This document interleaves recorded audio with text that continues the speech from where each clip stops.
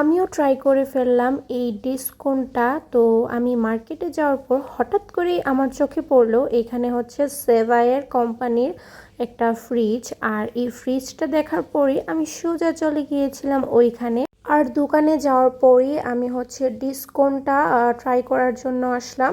আর এখানে আমার আপু অনেক এক্সাইটেড ছিল, তো আমরা দুই বোন মিলেই ট্রাই করলাম এই ভাইরাল ডিসকোনটা।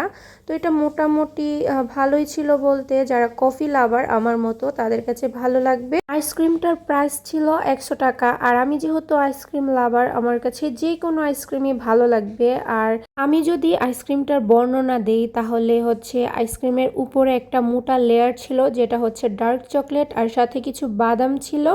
আর এটার মিডলে ছিল হচ্ছে এখানে একটা কফি আইসক্রিম টাইপের, একদম আমরা যে কোল্ড কফি খাই ওই টাইপের। আর হচ্ছে একটা কোন ছিল, আর নিচে ছিল একদম পাতলা একটা চকলেটের আবরণ আর কি।